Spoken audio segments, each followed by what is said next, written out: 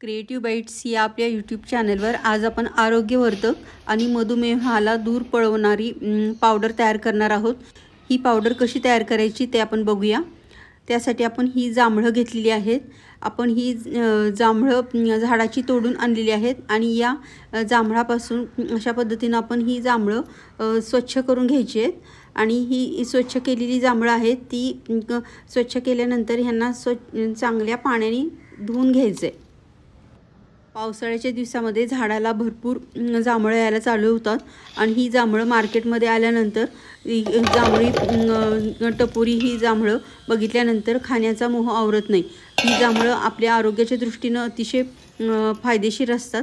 आता ही जांभळं आपण आता स्वच्छ पाण्याने धुवून घेणार आहोत। यांना काही जमिनीवर पिकतात आणि जमिनीवर पडतात आणि यांना माती लागलेली असते, त्यामुळे ही जांभळं 2 ते 3 पाण्याने स्वच्छ धुवून घ्यायची आहेत। अशा पद्धतीने आपली ही स्वच्छ धुतलेली जांभळं आहेत।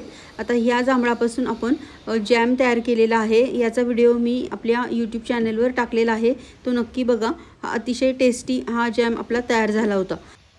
जांभळाचा जॅम आपण तयार केल्यानंतर त्याच्या ज्या बिया शिल्लक राहिल्या होत्या त्याच बियांपासून आपण जांभळाच्या बियांपासून एक छान अशी पावडर तयार करणार आहोत आणि या पावडरचे आपल्या आरोग्यासाठी किती फायदे आहेत ते पण पाहणार आहोत।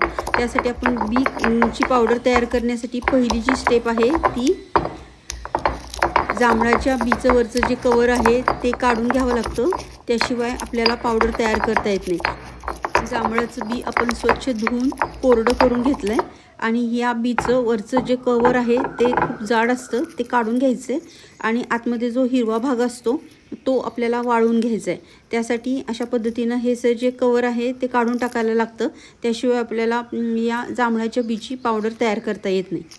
त्यासाठी आपण हे बीचं कवर कसं काढायचं ते आपण तुम्हाला दाखवते। बी आपण जे खलबत्ता वापरतोय तेव्हा जास्ती जोरात खलबत्ता कुटायचा नाही आहे, अलगद आपल्याला नुसता खलबत्ता वरचा फिरवायचा आहे आणि ते कवर बाजूला होतं आणि ते अशा पद्धतीनं कवर काढायचं आहे आणि जो हिरवा भाग आहे तो आपल्याला वाळवायचा आहे। या बिया पूर्ण वाळून काळ्या झाल्या पाहिजेत अशा पद्धतीनं, तेव्हाच आपल्याला या बियांपासून पावडर तयार करता येते।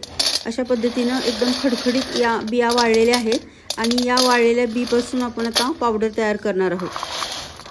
तर बी पूर्ण स्वच्छ करून घेतलंय।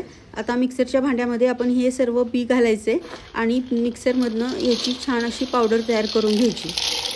जांभळाच्या बीमध्ये अँटी डायबिटीज गुणधर्म असतात। त्यात असलेल्या अल्कोलिड्स केमिकलमुळे स्टार्चचे साखरेत रूपांतर होण्यास आळा बसतो, त्यामुळे रक्तातील ग्लुकोजचे प्रमाण नियंत्रणात राहण्यासाठी मदत होते।